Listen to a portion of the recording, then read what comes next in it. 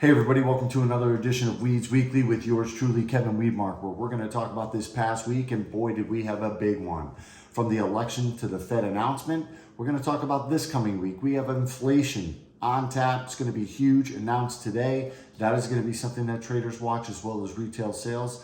We have Fed Powell speaking as well. We're going to talk about thinking differently. With the new administration, what do I think they really need to focus on for long-term interest rates to be sustainable? We're going to discuss that. And lastly, I'm going to get solution focused. I want to get to a point where we're all kind of looking at how can we get our clients off the fence? What are some tools? What are some things that we can be discussing with them that can maybe get the wheels in motion a little bit? So let's just dive in on what happened last week. And obviously the biggest thing was the election. And what we saw was essentially we're still waiting to see if we're going to have one party control of all branches of government, or are we going to have a separation of power? And that's one thing that's hanging out there. But what we did see is we saw a huge, no, I can't, my mouth.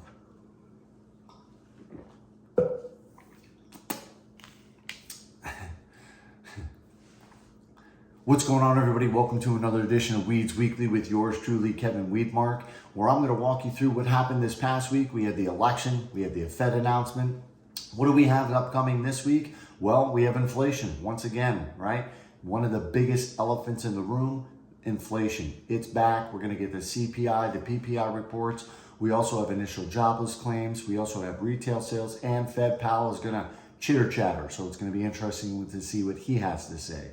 We're also going to talk about thinking differently. With a new administration coming in, to me, one of the biggest things they need to address and what that could potentially mean for sustainable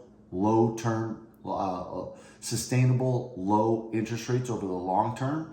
And then lastly, I want to talk about solutions, right? Our last section, I've really been trying to focus on things, and it might be a broken record coming at you with some of the concepts, but again, it just needs to be in our vernacular as we have a very difficult market that we're dealing with. We're trying to move some product, get some clients off the fence. So collectively, I want to keep reiterating and talk about maybe some different ways for us to be solution providers to get our clients thinking outside the box a little bit. So let's just dive in. Obviously, last week, the biggest thing was the election. And the thing that's still hanging out there is, are we going to have one party control, or are we going to have a separations of power? But what we did see is we saw the Dow just spike 1,500 points in a day. And what that did is a lot of people moved money out of treasuries. That was the initial knee-jerk reaction, is a lot of people pulled money off the table. They flooded it into the equity side where they can make a ton of money. And what we saw is we saw rates spike in the beginning of the week, and by the end of the week, they had recovered. We were back to where we started in the week prior to the announcement of the election. The Fed did exactly what we thought they were going to do. They did another quarter point reduction. But what I think that's going to do, it's going to spur long-term fears of long-term inflation. Look, you have basically an administration coming in. It didn't matter who came in, but traders expecting that inflation was a concern because of the government spending, right? Either party. You get one party control, there is more fear of that. At the same time, you have the Fed lowering long-term interest rates, right? The Fed funds rate. So they're lowering those rates. Money supply could be greater. You got more dollars chasing fewer goods. Traders are not going to be happy. So what do I expect? This environment, as cabinet members get picked, as this administration gives a clearer direction on what they're going to do, what type of policies they're going to have, the remainder of this year is going to be extremely volatile, and interest rates are going to probably more than likely be going up. It's just going to be the reality until things settle down. So what do we have coming up this week? One thing that could kind of offset that could be a lower inflation reading, right? It could show that what the Fed has done through the years here, through the last 14 months has worked. Inflation is coming down. They're on par for why they're reducing the Fed funds rate, and it could ease some traders' concerns with regards to long-term inflation, which could push rates back down. So that could be something that could be really good that comes out this week. I think once again, we're going to see that Americans love to spend. I don't expect much change to the retail sales number, especially as we're coming now into the holiday season. I expect Powell to come out. It's going to be interesting to hear if his language changes at all. I don't really think it's going to. I think they're going to remain very data dependent. They're going to clearly indicate that they're non-political. They're always going to say that, but I don't expect much from a Fed announcement this week. So the big thing that just to look at is going to be inflation, what those numbers reads are in CPI and PPI, as well as what is happening with regards to the transition. What is coming out as far as news with regards to the election? Does the House get controlled by the GOP, and do we have one-party control? Those are going to be the major things that affect interest rates going forward.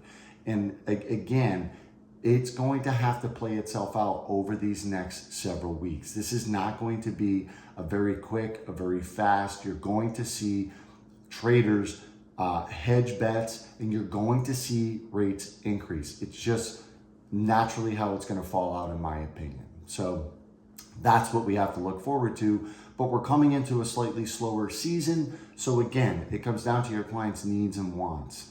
Hey, they need to move. So we're going to have to find solutions for them, which we're going to get to here very quickly. And somebody that wants to move is probably going to sit on the sidelines. And our job is to figure out which one that is so that we spend our time accordingly. We help them the best way possible.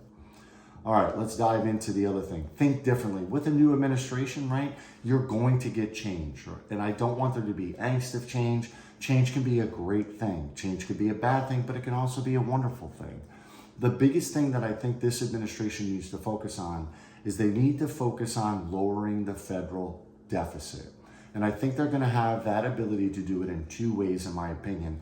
And funny enough, last night they just announced a new department, if you want to call it, or agency or whatever, to create efficiency within the federal government. Make no mistake about it, when you read reports on an annual basis of how much waste the federal government has, it's in the billions of dollars. It's almost near $1 trillion that we waste due to inefficiencies in our federal government, right? That's scary. We need people that we can appoint, which it looks like this administration is going to do, to address those issues. The inefficiencies in bureaucracies, the inefficiencies in just how we move money within the federal government to support programs that we have. We're also more than likely going to see the elimination of programs. We're going to have to address the fact that we have a $36 trillion deficit, that is very inflationary. In order to get America back on track and to get Americans back on track and to get the cost of goods and services pulling back, we need to address our federal deficit. And unfortunately, that's going to affect some programs out there that are not necessarily necessary for us as a country. So to me, that's going to be the long-term effect of this administration. It's going to take more than likely probably 6, 9, 12 months. I think that we're going to see these type of things. You have this administration coming in on January 20th. I think they're going to move at a light speed pace. I don't think they're messing around, good or bad. I just think that they're going to attempt to get things done very quickly. And I think what we're going to see is if those two things come to fruition and the government does what I just laid out, becomes more efficient, eliminates some waste, and eliminates some programs and so on and so forth, we are going to see that inflation, our federal deficit come down. Long-term inflation will become more, they'll be able to read it better from our traders. The ease of long-term inflation will come down. And what that will do is it'll create more sustainable lower rates. Like right now in the last 15 months, we get low rates, we get high rates. We get low rates, we get high rates. Nothing seems to be sustainable. It keeps moving in one direction or the other. Everything keeps happening. I think if we move in that direction, lowering that federal deficit, a more efficient government, we will see interest rates become more sustainable as they get lower and lower so that we don't see these spikes. The last thing I wanted to cover is the solution focus, right? All the time we're dealing with these clients. What can we do? How can we present things a little bit differently? So I wanted to address these really quickly. The first thing I want to talk about is using the bank's money. And I'm sure some of us are going to have to pick up the phone and talk to me, but the overall concept is the following. We are in a rate reduction environment. Over the next couple of years, I think all of us can agree that rates are going to be a little bit lower. So I like to take advantage of the environments that are sitting in front of me. What do I mean by using the bank's money? In layman's terms, very quickly, a client would take a higher interest rate, a bigger yield spread would be paid out to somebody in my position. I would give a great portion of that yield spread back to that client, which would be in the thousands of dollars. Their payment would increase by a few $100. Approximately at the 7-month mark, they would have the ability to get out of that higher interest rate environment that they're currently in, and therefore their net benefit would be thousands of dollars to them. Again, a little bit more difficult to understand, but it is an amazing concept for somebody that understands numbers, that understands how to buy down principal, to use the bank's money, right? It's a great concept. Number 2, the 2-1 buy downs. We've talked about it constantly, but again, I can't stress it enough. I think it should be involved in every offer. I think when you're sitting down with sellers, it should be a talk of, we're going to have to offer seller concessions and we're going to be buying down their interest rate. There was a survey done, I've talked about it before, where interest rates, people would move, 50% of people would move, get off the fence right now. If interest rates were down between 5 and 5.5%, a 2-1 buy down can do exactly that. It can get them to that 5 to 5.5% mark. So let's talk about it till we're blue in the face. The other one we can talk about is seller financing.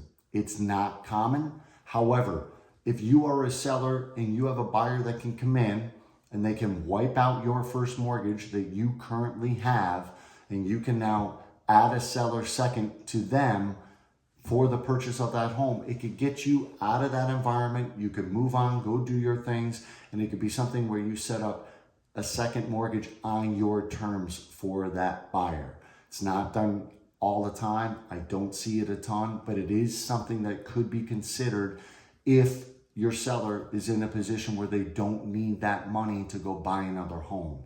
They just want to get out from under it. So that could be a great solution.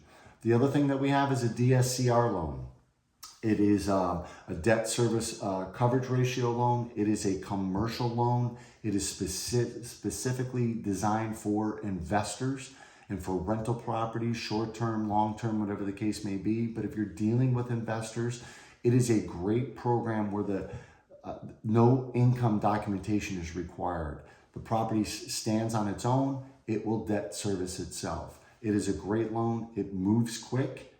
And interest rates right now are hovering right around 7%. So it's not that far off from where we are on the conventional side and on the jumbo side. And the reason that is because the Fed funds rate keeps coming down. And the last strategy in the solution I always tell clients is, look, you might be buying this house at a high interest rate environment, but we're going to keep an eye out where we can do no cost refinancing. So as we're in this rate reduction era, I'm going to work with you where you're not going to increase your principal balance. I'm going to pay your closing costs at a yield spread. And every time that I can bring your payment down, every 6 months, we're going to refinance you and we're going to continuously save you money till we get to the lowest rates that we believe possible.